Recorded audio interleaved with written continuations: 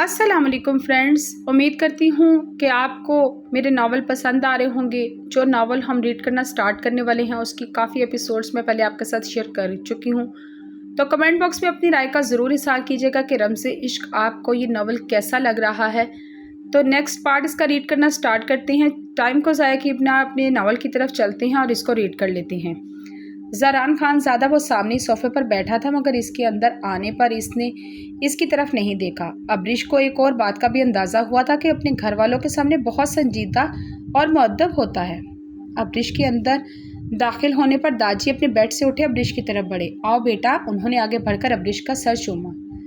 अब्रिश ने भी आहिस्तगी से इन्हें सलाम किया तो दाजी ने शफकत से इसके सर पर हाथ रखा और इसे बैठने को कहा। सोफ़े पर ज़रान बैठा था, इसके साथ ही आखिल बैठा हुआ था। एक तरफ कुर्सी पर ज़हले बैठी हुई थी जिसके किनारे पर अनाया टिकी हुई थी। सोफ़े पर जगह थी, मगर अब्रिश का दिल सोफ़े पर बैठने को नहीं किया जिस पर ज़रान खानज़ादा था। ज़रान खानज़ादा की मौजूदगी से इसे इस कमरे में घुटन सी महसूस हो रही थी। वो यूं ही खड़ी रही। दाजी जो बेड के क्राउन के साथ टेक लगाए अपनी टांगें फैलाए बैठे थे, उन्होंने अब्रिश को दोबारा बैठने को कहा।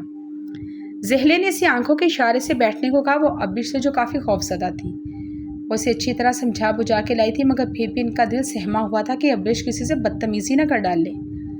ज़रान खानज़ादा ज़हले को इशारा भी करता देख चुका था, मगर अब्रिश यूं ही ढीठों की तरह खड़ी रही।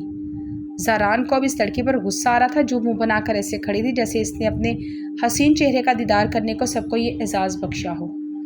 ज़रान खानज़ादा ये भी समझ रहा था कि वो क्यों खड़ी है। वो इस सोफ़े पर भी नहीं बैठना चाहती थी जिस सोफ़े पर वो बैठा था, मगर इसने दाजी की बात को भी सीरियस नहीं लिया था। इसे अपने सामने खड़ी छटांग पर लड़की पर इतना गुस्सा आ रहा था जिसकी ज़ुबान गज़ पर लंबी थी। एटीट्यूड तो ऐसे था जैसे मिस वर्ल्ड हो।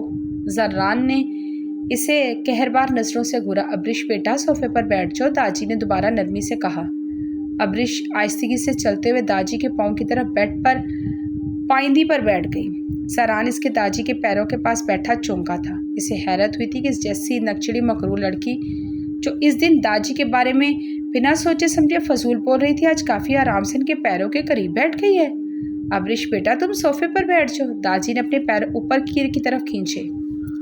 नहीं दाजी, मैं ठीक हूँ, आप मेरी वजह से बेआराम ना हूँ, अब्रिश ने आहिस्तगी से जवाब दिया तो ज़रान खानज़ादा गश खाने को था।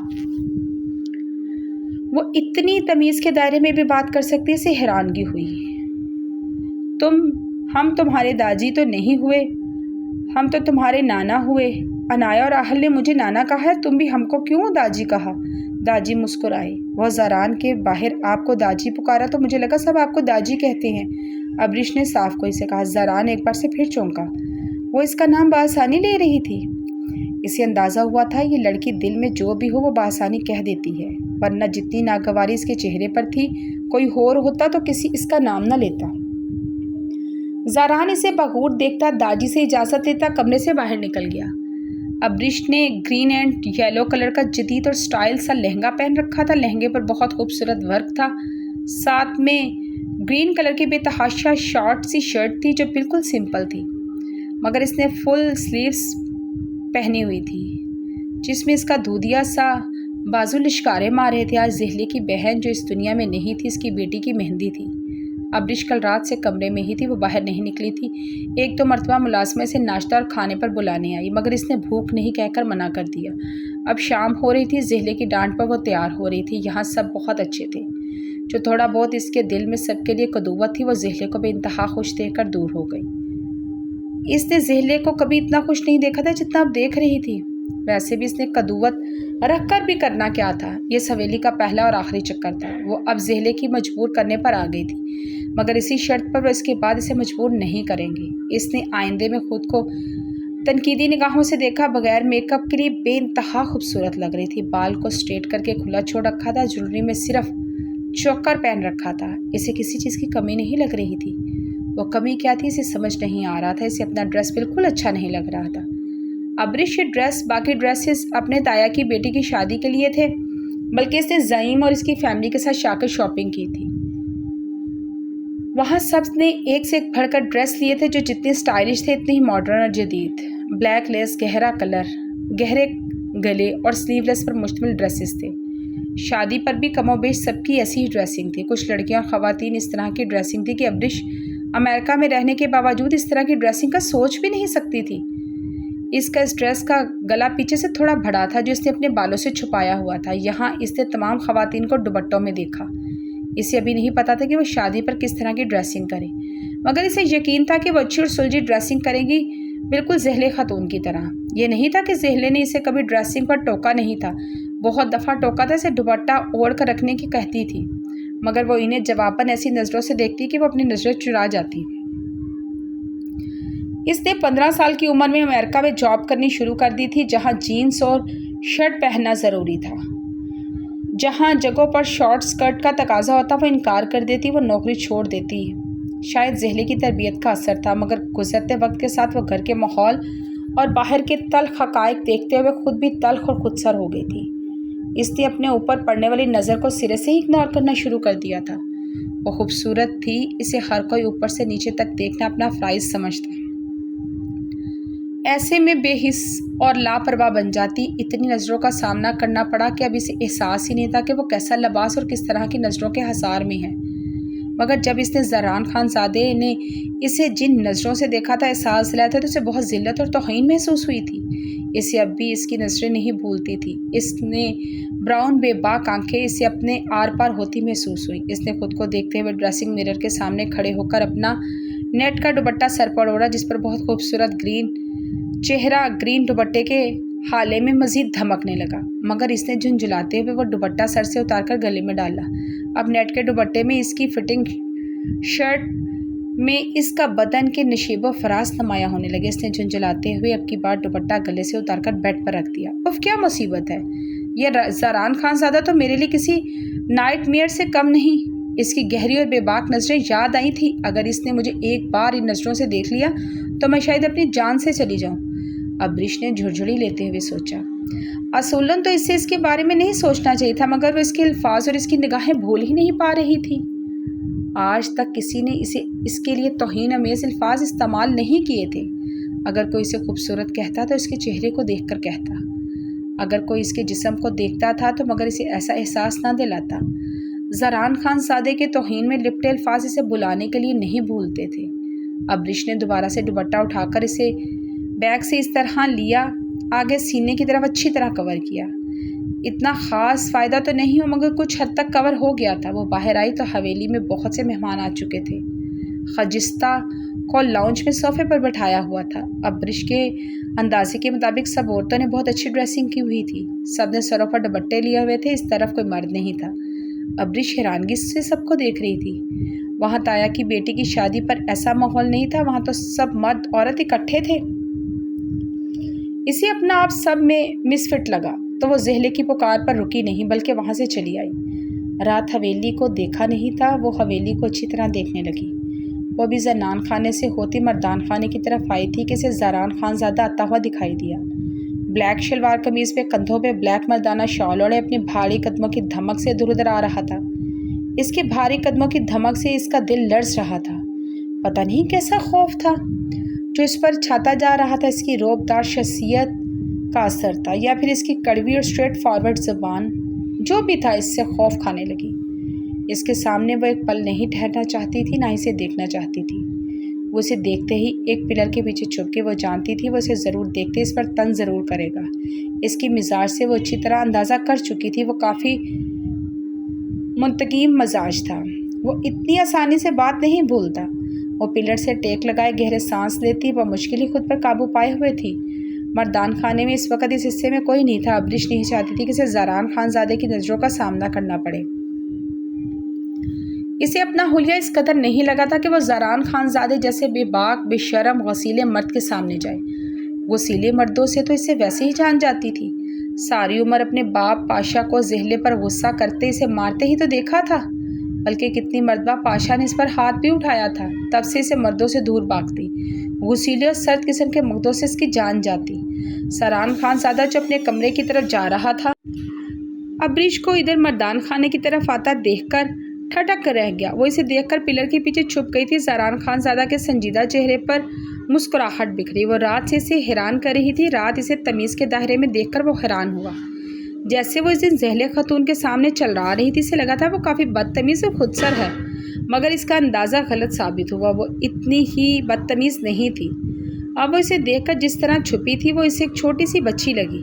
वो अब्रिश को इग्नोर करते हुए अपने कमरे की तरफ बढ़ने लगा, मगर पिलर के पीछे से आता सब्ज़ दुपट्टा दोबारा से इसकी तरफ जानिब मजबूल करवाई नज़र। ना चाहते हुए भी इसके कदमों का रुख इस सब्ज़ आंचल की तरफ बढ़ा।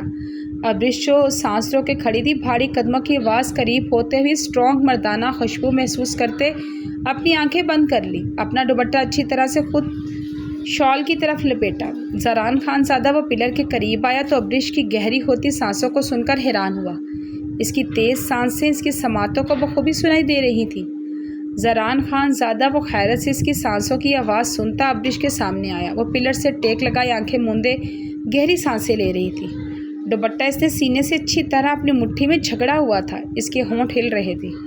ज़रान खानज़ादा ने गौर किया तो पता चला कि मोहतरमा कोई दुआ पढ़ रही हैं। वो अभी भी अपनी आंखें सख्ती से नीचे गहरे सांस पड़ रही थी। सांसों का मध्यम ज़ेरो बम हल्के हल्के लरसते होंठ दुपट्टा आगे से मुट्ठियों में झकड़े। वो ज़रान खानज़ादा की धड़कनों में बुरी तरह अर्ताश बर्पा कर चुकी थी। इसकी धड़कनों में हलचल इसकी बेपनाह खूबसूरती ने मचाया था, या फिर इसकी मासूमाना एक्ट। वो नहीं जानता था कि जो भी था, इसके दिल पहली मर्तबा यूँ तेज़ी से धड़का था। वो इससे छुप रही थी। दुपट्टा भी इससे खाइफ होते अपने दुपट्टे को ऐसे पकड़ा हुआ था। इस बात ने ज़रान खानज़ादा के चेहरे पर बिखरी मुस्कुराहट को और गहरा किया। ज़रान खानज़ादा बेख्तियार होते इसके करीब आया, इसके चेहरे के एक एक नक्श को देखने लगा। ये बिल्कुल बेख्तियार अमल था। वो इसकी कज़न थी, इसके लिए एहतराम का बाइस थी, मगर इस दिन जो कुछ इसने कहा वो काफ़ी सख्त और बेबाक गुफ्तगू थी, जिसका इसे कोई अफसोस ना था, क्योंकि वो वाकई में ही बहुत सख्त मिजाज बनता था। किसी को इतनी आसानी से माफ़ ना करता था। अब इसके करीब होना बेख्तियार अमल था, जिस पर ज़रान खानज़ादा का खुद पर इख्तियार ना था। अपने बहुत पास से उठती स्ट्रॉन्ग मर्दाना खुशबू जो अब्रिश को अपनी सांसों में उतरती महसूस हो रही थी। अब्रिश ने पिट से आंखें खोली तो ज़रान खानज़ादा को पिलर के दोनों तरफ में पिलर पर हाथ जमाए खुद पर जमाए पाया। अब्रिश की आंखें ज़रान खानज़ादा की आंखों से टकराईं आईं। अब्रिश मज़ीद पिलर में सिमटी गई। वो इसके इतना करीब था कि वह ज़रा आगे होती तो यकीनन ज़रान खानज़ादा के लबों से इसके लब टकरा जाते। यहाँ क्या कर रही हो? मैं हवेली देखने आई थी। अब्रिश ने अब दोनों हाथों से अपने दुपट्टे को सीने में झकड़ा। ज़रान खानज़ादा ये महसूस करता इसे दूर हुआ था। वो इसे पता नहीं क्या समझ बैठी थी। शायद वो इसे बदकिरदार अयान खान समझ रही थी, जो बाहर की औरतों पर बुरी नज़र रखता है। जिस तरह वो इसे देखकर सहमी थी, दुपट्टा सीने से जकड़े खड़ी थी। इससे तो यही साबित हो रहा था कि वो इसे अय्याशी किस्म का मर्द समझती थी। ज़रान खानज़ादा को अब ये सब अच्छा नहीं लगा। अब्रिश इससे दूर होता देखकर पिलर की दूसरी तरफ जाने लगी तो ज़रान खानज़ादा के हाथ में इसकी कलाई आ चुकी थी। अब्रिश ने हैरानगी से ज़रान को देखा। ओ हेलो मोहतरमा, कहाँ? वो मर्दान खाना है, वहाँ आगे बहुत सारे मर्द हैं। क्या आप इस हुलिया में मर्दों के सामने जाएंगी? वैसे भी ये हवेली है, कोई बाग नहीं जो आप चहलकदमी करें। ज़रान खानज़ादा ने मुस्कुराहट दुबा इसकी हैरान आंखों में झांकते कहा। इससे इसकी आंखें काफ़ी अच्छी लगी थी, जिन पर हैरानगी वाज़िह आती। ज़रान ना चाहते भी शरारती हुआ, मगर लहजा संजीदा ही था। अब वो इसे एक सख्त अचनकवार खान समझती थी, तो वो इसकी इतनी जल्दी गलतफहमी दूर करने का इरादा ना रखता था, बल्कि इसे ये गलतफहमी दूर करनी ही थी। वो जानता था यहाँ से जाने के बाद शायद वो यहाँ कभी ना आए, वो दोनों फिर कभी ना मिले। वो भी इससे आइंदा ज़िंदगी में मिलना नहीं चाहता था। मैं गार्डन में नहीं हूँ, मगर आप भी मेरे शौहर नहीं हैं जो इतने हक से मेरी कलाई पकड़े हुए हैं। अब्रिश की बात पर ज़रान खानज़ादा हैरानगी से देखने लगा। वो बहुत इतनी आसानी से ये बात कह गई। इस बात पर इसके चेहरे पर कोई खफ़त नहीं थी, बल्कि सिर्फ नागवारी थी। इसे इसकी कलाई पकड़ना पसंद नहीं आया था। इतना तो समझ गया कि मोहतरमा कुछ ज़्यादा ही स्ट्रेट फॉरवर्ड है। ज़रान ने इसकी कलाई खींचकर इसे दोबारा पिलर से लगाया। मैं तुम्हारा शौहर नहीं हूँ, ना ही मुझे तुम्हारा शौहर बनने का कोई शौक़ है। कहा था तुम्हें रात को हम खान तुम जैसी औरतों को अपनी औरत नहीं बनाते। ज़रान खानज़ादा इसके चेहरे पर नज़रें दौड़ाए बोला। अब्रिश का रंग तौहीन के मारे सुर्ख था। क्या मतलब है आपका इस बात का? कहना क्या चाहते हैं? खुल के कहें। मेरा मतलब है कि तुम क्या कहना चाहते हो, खुल को कहो। अब्रिश ने तुम कहकर इसे वो इज्जत देना ज़रूरी नहीं समझा जो इसे आप कहकर दे चुकी थी। वो इसे तुम कहकर अपने लब फैलाए जिन नज़रों से देख रही थी, ज़रान खानज़ादा के लिए अपनी मुस्कुराहट छुपाना बहुत मुश्किल हो गया। وہ صرف اسٹریٹ فارورڈ ہی نہیں بلکہ اس کے ایکسپریشن بھی بہت صاف واضح ہوئے تھے۔ وہ جو سوچتی تھی مقابل کے لیے جانا مشکل نہ ہوتا۔ چلو میں کھل کر کہتا ہوں۔ زہران خانزادہ نے اپنے دونوں ہاتھ سینے پر باندھے اور انتہائی سنجیدہ ہوا۔ ابریش بھی لمحے سے سنجیدگی سے دیکھنے لگی۔ سب سے پہلے تمہیں بات کرنے کی تمیز نہیں، تم بنا سمجھے بولتی ہو، تم اپنے لفظوں پر شرمندہ بھی نہیں ہوتی۔ دوسرا، تمہیں ڈریسنگ کرنے کی بالکل تمیز نہیں۔ زہران نے اب کی بار اس کی نشیب و فریز اپنی آنکھیں گھاڑی۔ ابریش جس طرح دوپٹہ مٹھیوں میں جھکڑا ہوا تھا مزید اچھی طرح خود کو کور کیا۔ زہران یہ دیکھتا رہ گیا اور مسکرایا۔